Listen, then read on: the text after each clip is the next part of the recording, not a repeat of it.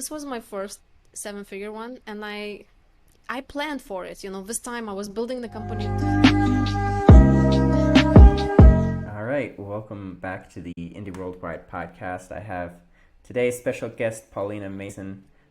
Previously founded Shopkeeper.com, which she sold last year, and is now working on a new startup, CreatorBooks. So, Paulina, welcome to the podcast. How are you doing? Anthony, how are you? So, do you want to give us just a quick, what is CreatorBooks? What is it that you're working on now? And then maybe what was Shopkeeper, the one that you sold?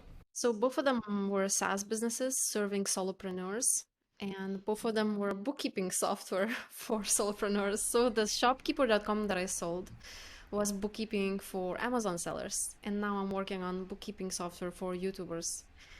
And therefore they are very similar, and I'm just building on the knowledge from before. Not exactly similar in the way they work underneath, but they are similar in the ways that I market to the audience, just because they are solopreneurs in both cases, and there are lots of similarities in marketing to them.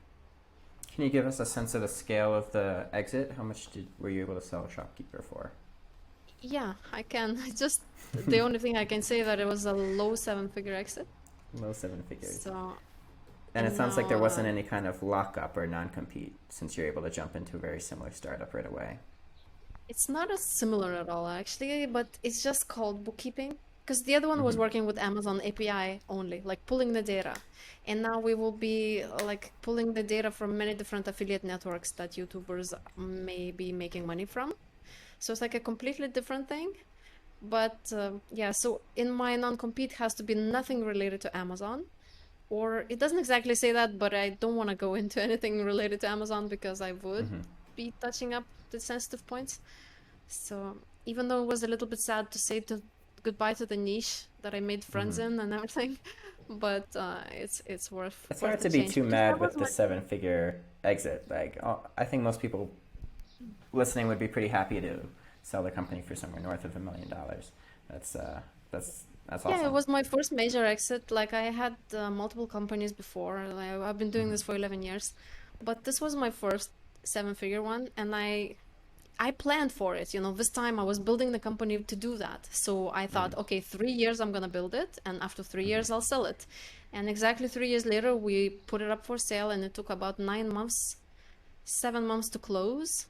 So basically, it was approximately what I was planned, and then the number was exactly what I wanted. So worked out perfectly. Congratulations.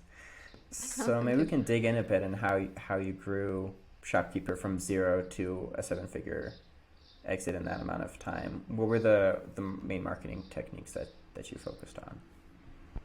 So yeah, so I was new in building a SaaS. The businesses before were based on SEO websites, and I was like affiliate marketer before that. So it was my first SaaS, and I had no idea how to promote a SaaS or how to get people hooked up to the monthly subscription. I only knew how to do one-time sales. So it was a big learning curve, and I just Googled for things, how to promote a SaaS, and then just like tried every single thing that I could think of. And oh my God, I tried some things that were like total waste of time, like for example, Reddit ads. Reddit ads work amazing for the first 1,000 impressions, and then you run out of impressions because the subreddits are not that big in my niche. So you're just like, sure, it did good, but for 5 minutes. And like many little Quora, posting on Quora, and then Haro, help my reporter out, fishing for backlinks, and like all kinds of different things. Actually, about 3 or 4 of them worked very well. So that's what I'm focusing on this time. And one of the major ones that worked was the SEO articles. So that was probably the biggest ROI from what I did. And the next one was the affiliates, that we had affiliates promoting our app. So these two were like bringing us 60% of our revenue by the end. So really this time I want to focus on the same SEO articles and then the affiliates after launch. Maybe we could dig into a bit on the SEO side first, and then the affiliate side, because both of those sound. I would love to get some more information about both of those, so I can learn how to do it better too. So on the SEO side, how do you figure out what to write about, and how do you rank well for those keywords? So there's a strategy that I had. I was going, and it will work for you if you are the listener and you have a market that you have existing demand, meaning that you do have competitors who are similar in your niche. Because then you can go after the bottom of the funnel articles, those that will compare your competitor versus another one. So what I did is there would be two major players, like let's say Selix and Hello Profit. So I would write an article, Selix versus Hello Profit versus Shopkeeper. So Shopkeeper, nobody's ever heard of, but that would be a third option, and they would either Google for like Selix versus or like Hello Profit only, and then I would get traffic from all of these keywords combined. You know what was interesting? That Ahrefs tool, which I was using for keyword research, would show 0 to 10 volume on that. So basically no volume. And most of SEO gurus are teaching, to find something that is high volume and low competition and then go for it. But actually there was like no volume and no competition, no volume. So, nobody even like had any articles on that. And it worked because it was such bottom of the funnel. Sure, I had only about 10 uniques a day to the article, and about 1 to 3 of them would convert to free trials. But that's a huge number. If you get 3 conversions to free trials, that's like 90 trials a month, and that means like 30 paid users, new paid customers that are paying monthly subscription a month. You can like easily build a business that you can sell for 7 figures, from just that kind of growth. So really, I would recommend starting with the bottom of the funnel articles. But in your mastermind, we were discussing. There was another guy that said that recently Google had this update in April affecting the affiliate and review websites. So when you are building your SEO strategy, it should not be that all of your content is just reviewing the other. If you are like a MailChimp competitor, there will be a lot of, other competitors that you could put, or like if you are CRM, there will be a lot of those to review, and you might decide, oh, I'll just do those.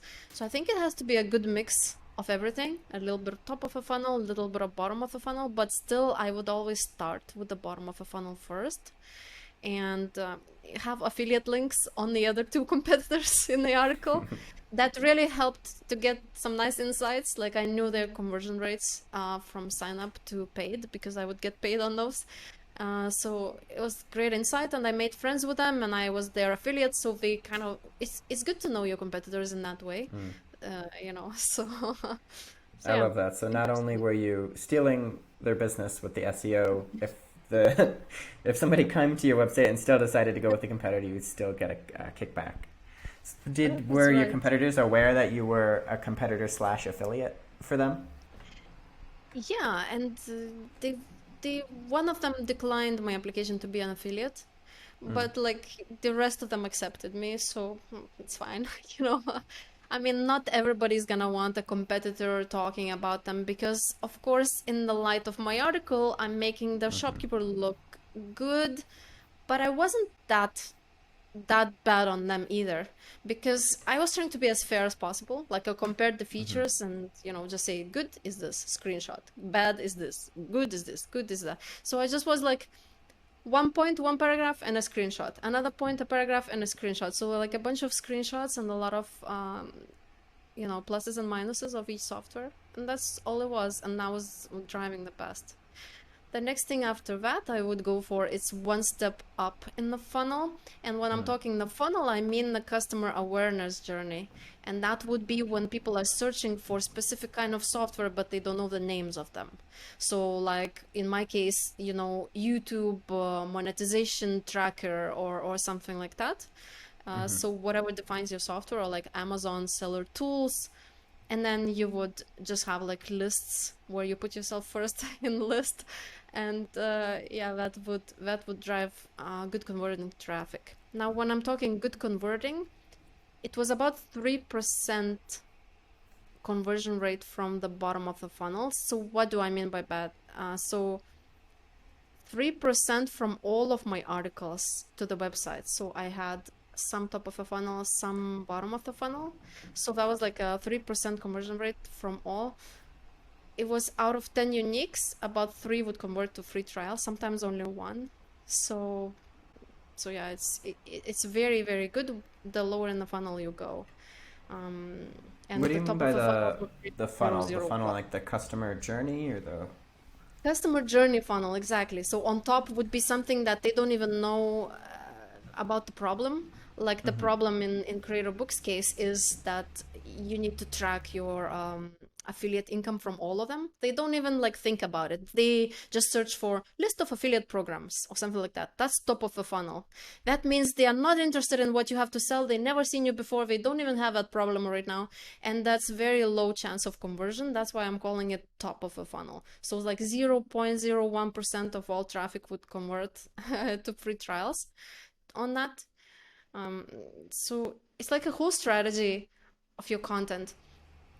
it, there is one thing I wanted to mention that's quite important. Like you have to know the scale that you're gonna go for and like Mm. plan for it in advance. What I mean by that, you have to estimate how many articles you will approximately have to write in total.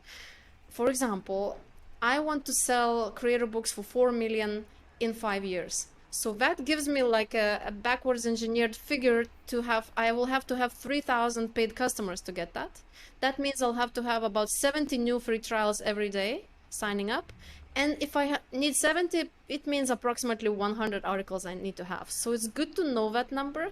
If it's 100 articles and there's 52 weeks in a year, that means it will take 2 years once a week to publish a new article. So you're Mm. gonna have like a nice schedule. And when I know now that it's gonna be 100, I can dedicate like maybe 10 bottom of a funnel, this, 25 top of a funnel. So you can kind of like spread them out in advance and plan them all. There, and then it's good to envision your strategy rather than just like throwing some pancakes and hopefully they're gonna stick to Yeah. the wall. Yeah. Yeah, I love that. You have a pathway all the way from here to the sale of the company, but I guess it depends on you knowing one, you already know how to execute on this acquisition strategy and you know how much it's going to convert. And from there, you have everything you need to work backwards, assuming people actually want the product, of course. But I Right. think that we can Yeah. take that as a given because otherwise you would have to quit on it earlier and pivot. Um, so yeah, I'm looking at your blog on or the your previous blog on Shopkeeper and seeing like Select versus Cash Pro versus Shopkeeper. I'll link these in the Yeah, these are description the too for ones. people that want to check them out. Yeah. So in my previous businesses before that, I was running Mm-hmm. 12 different affiliate websites for video games. Mm. And it's also what we did. Like we would compare the different video games. And then on top of that, we would say the category of the video games. So it's like also the same kind of funnel you can apply Mm. to your business, to the listener's business. Just like figure out what these steps are in the customer awareness journey and then try to bucket some general keywords there and then, buy Ahrefs for 1 month, do all the research you can. Can Yeah. you explain Ahrefs for anybody who hasn't used it before? So Ahrefs is a great tool, like probably one of the most famous. It just like helps you to do keyword research and Mm-hmm. it shows approximate volume, but volume is not really what I'm going for. I'm just looking for more ideas because in my head, all I know is like YouTube monetization tools. But what else? How other Mm. ways people describe or search for the same problem? So I would put in something like YouTube affiliate or YouTube cash, and then they give you similar ideas or they show you who ranks for it. So for example, YouTube monetization, I would check who is ranking in the top 10 and then from those other websites who they are ranking, what keywords actually they're ranking on. And then from those keywords, the top results are ranking for this keyword also. Let me check that out too. So it's like you kind of there's no system like step by step by step, but it's like you digging Mm-hmm. into the web there, you keep clicking, oh, this website, let's see what keywords it ranks for. Oh, this is interesting keyword, let's see similar keywords to that. Oh, that one looks great, so let's do like something that contains the same phrase. And you just like keep exploring like this until you have a certain number of articles. That's why it's good to know that you're gonna do 100 articles, because then you stop at that point. You Mm-hmm. don't like do it forever because it would never end. This keyword research phase is like you can get stuck forever there. So it's good to just like plan. Okay, I'll just research for 10 articles that are bottom of the funnel, and I'll be done after that. And then resubscribe to Ahrefs like 6 months later when I need it again. So yeah, that's my strategy. Where's your priority when you're writing these articles? So if you know you're gonna need to write 10 bottom of the funnel, 25 top of the funnel, etc. Which gets written first and why? So before I was doing only bottom of the funnel first, but now because of this Google algorithm update, with they might think that I'm an affiliate, so I will do a different strategy this time. I'll have a mix. So because the bottom of the funnel ones are the ones that I have to write. Why? Because I'm the only one who has seen all the other tools and who knows what we are building. So I can actually compare properly the features that I need to compare. So I cannot outsource this. But top of the funnel, so while I'm writing the bottom of the funnel, I'm outsourcing the top of the funnel, which are easy to research, like how to be Twitch affiliate or something like that. So it's like ongoing tasks at the same time. And then I have researchers put on, so two assistants who are helping me to research. For example, like the second bottom of the funnel step is when they just know what kind of software they're looking for. So for example, Amazon seller tools. So my researchers, my assistants are searching for the whole list of all these tools, all their URLs, all their affiliate links, signing up for their affiliate programs. So basically they're just like making a big list for me, getting ready for the article. And then, so there's a lot of background work to be done too. So there's a lot of things going on at the same time, even though our schedule is once a week. But in reality, is more like parallel. You're doing them all at the same time a little bit. How do you get people to read the article once you've written it? You just put it on the website and Google finds it eventually, or do you have some kind of marketing around your marketing to get people in the door? So in the beginning, traffic was quite good to those that had no competition. It just came like it was nice. Just straight So from it came Google. about 3 or 4 months later. Like it was zeros in the beginning, like one in a month, the first month or something like that. But later it picked up about 3, 4 months later. But actually, what helped was like our total backlink profile. I was never building links that I go guest posting and I link to that blog post. We were never doing that. We just built links to our main domain to just boost the domain authority. And it wasn't really intentional. It was by accident how we built it. I just went on a lot of podcast interviews to promote Shopkeeper. And all the podcasts had a website where they would put the link to shopkeeper.com. So that got us a lot of good, like there's 109 podcasts I applied to, but I think 25 interviewed me. So that was like 25 good backlinks that we got from those.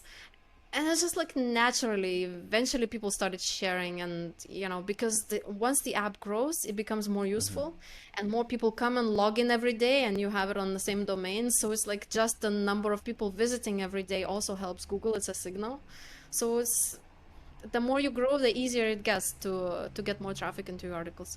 But it's never like growing always steady. It grows to some level and kind of stays there. So the key these days with SEO is to update the articles. So you don't just focus on building new ones. So let's say my portfolio will be 100. That's what I feel I need to have. And I will keep updating them. I will not grow to 1,000 articles ever. Like all I want is 100 articles in these 5 years, and I'll just keep updating, reworking them. And updating really helps with the SEO. So like either regain the lost traffic or to like get new keywords in. It's great to use Ahrefs tool to later, once it's already ranking, like 1 year later, to look at what keywords it's ranking for. And sometimes you may be surprised, oh my God, this is doing good and it has a high volume and I'm ranking a little bit for that. Let me talk about it a little bit more, add a whole section.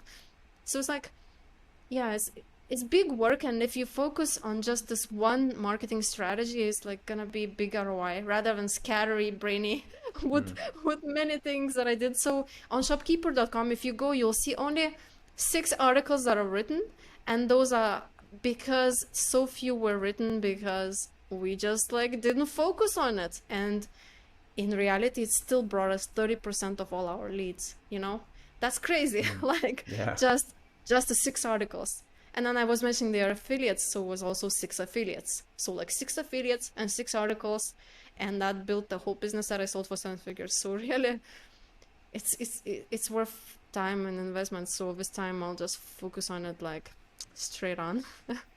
What kind of traffic do you expect from like a decently performing article in terms of how many It depends on visitors? your niche.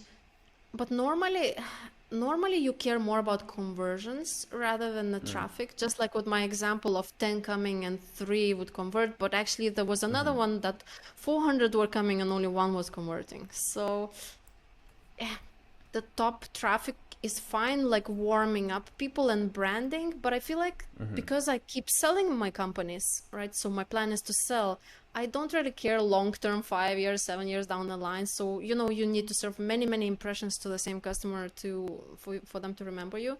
So branding is not something I'm going for.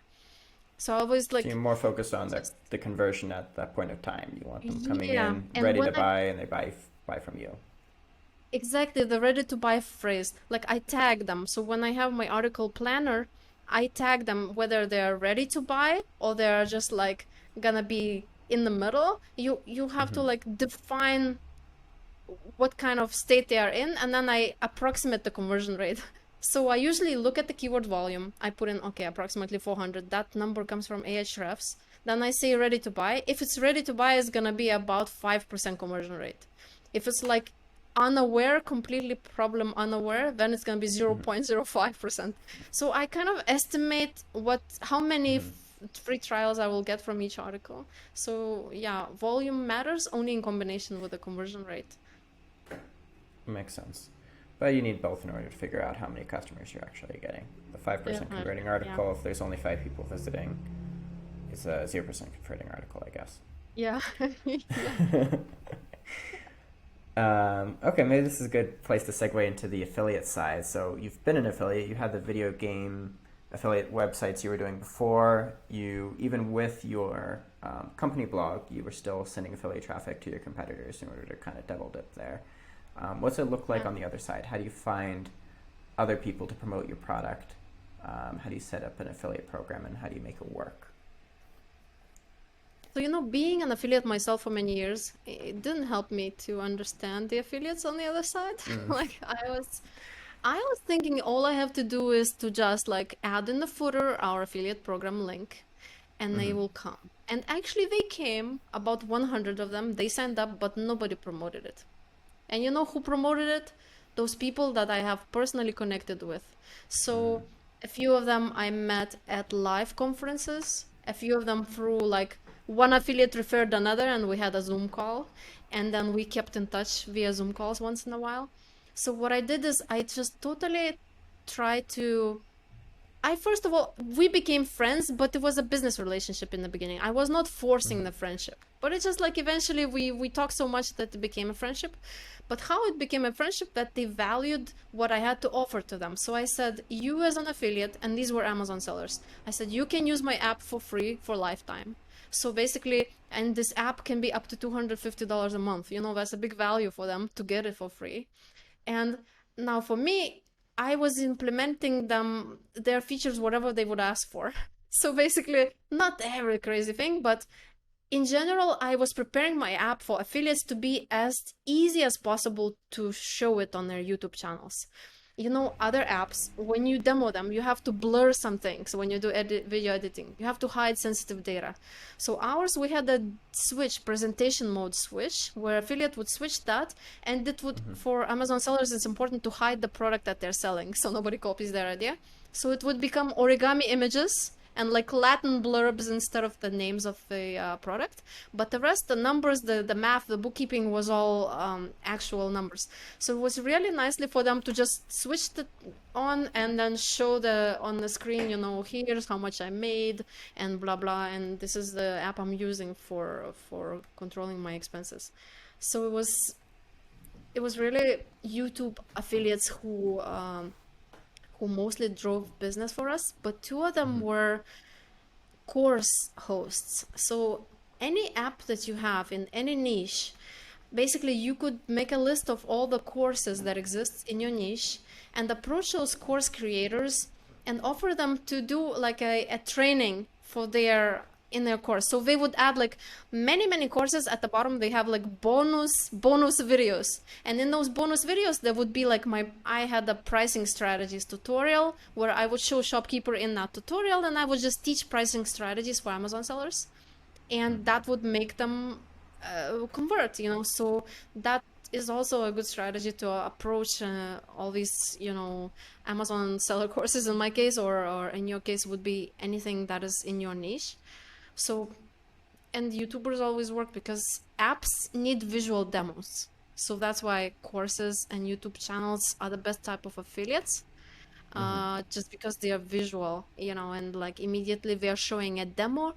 In my case, without even showing a demo, how this would work is they would explain, hey guys, I made 50,000 yesterday and this was my profit, that was my expenses. They don't even mention that they're using Shopkeeper to show this data. They're just showing the app, but actually talking about numbers inside of it. And then people in the comments would ask, hey, what's this app you're using? And they would have it in their description. So it's a great way to find some angle like that for your app, that you can ask YouTubers to use it that way. Yeah, and I was giving them a fixed number. So Mm-hmm. basically, it wasn't a recurring commission. Many other apps offer recurring commission, but I feel like as an affiliate, it's much nicer to get $200 up front rather than $9 every month. So it's Mm-hmm. like I was affiliate and I know that 200 feels so much better than 9 every month. So I just did the same, and it was easier to set up on the back end too, just one-time payment. How did you figure out how much to pay out to the affiliates? What was your decision process for So that number? actually, it was based on my Facebook ads cost and YouTube ads. So on Mm-hmm. Facebook ads, it was approximately $200 to acquire a paid customer, Mm-hmm. and about 250 on YouTube ads. So I thought that's a good payout to like replace same thing as the ads would cost. And also it would be back in several months, so just like a few months, because I would look at how many months my people are staying before they churn. Mm-hmm. And you always want, of course, to pay less than that. So let's say if people mostly stay for 10 months and then unsubscribe, so you'd want like maximum 5-month payout if you're doing fixed, so because you want your money back. Yeah, So yeah, and you want a profit above that's the money right. you spent on customer acquisition. For finding the YouTubers to promote your product, do you have some kind of strategy beyond like circumstance? So you said one of your best affiliates you ran into at a conference. Do you have kind of a more uh, Yeah, I was doing like this refined strategy elaborate around that? influencer marketing. Like, oh, Mm-hmm. the biggest trick out of all of that elaboration was that I actually had my researcher, my assistant, to find Mm-hmm. all of their data, like emails, phone number, the city they're from, date of birth, whatever they can find, and upload it to Facebook as a custom audience. There are like if you go to Facebook ads, you can download this Excel file. That is an example file, like what data points do they need in order to match up with a custom audience. And Mm-hmm. these are the things I mentioned. So basically, we had a list of 800 people, and about 400 got matched because we didn't have full data. We would provide 3 email addresses and then like maybe date of birth, and the rest was missing. So not all of them were matched up. But once they were matched up, we had about 400 influencers in our niche. Influencers meaning course creators, YouTubers, whoever has an audience for Amazon sellers. And then I was rotating, like you're doing interview with me now. I had interviews with other people in Amazon space. So I was just rotated these interviews on them repeatedly just to show my face. That was a big trick, to warm them up to my face, Mm. so that when I actually reach out by email, let's do an interview, or like talk about, let's do a Zoom call, they would say yes because they've seen me so many times on their Facebook. And actually, I'm just pretending I'm promoting Shopkeeper. I'm not saying, hey, I know who you are. I'm just saying Mm. Shopkeeper. And then my ad is running just pretending that I'm selling Shopkeeper there. But actually, they keep seeing me over and over with all the other people that they know in the niche, because I was doing interviews. So yeah, it was just like, that's how I got a few of them too, just like by That's doing clever. this strategy. But in reality, out of 10 personal Mm-hmm. connections, 6 of them really worked well, and the others were small, But so I got 10 personal connections by doing all these strategies together. So yeah, it Yeah. was enough to have a good flow of trials. Yeah, that makes sense. Though, like with your SEO, you kind of expect certain articles to be blockbusters, right? And with your outreach, you expect certain people to be selling way more than everybody else. That's just the nature of entrepreneurship. Is you get a lot of success from a few inputs, but knowing which one of those inputs it's going to be ahead of time is Yeah, hard. you will not know. So you still have to do the Yeah, grind, even though in the end it's only going to be that's right. a few successes. You know, Well, the difference between the two strategies is though that you can't do affiliates before you launch. Like right now, I didn't launch yet. I'm just mm, building it. So now I can already do SEO articles, like, but I cannot start affiliates yet. So it's like depends where you are at in your development cycle.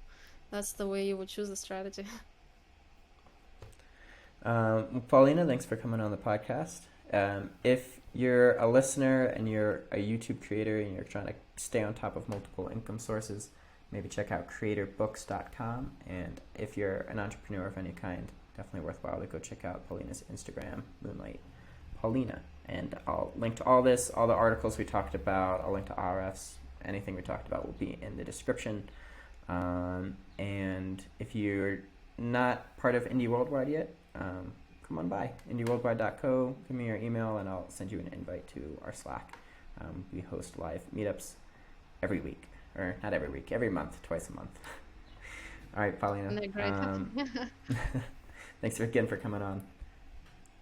Thanks, Anthony. It's a pleasure. Okay, we'll end the recording there.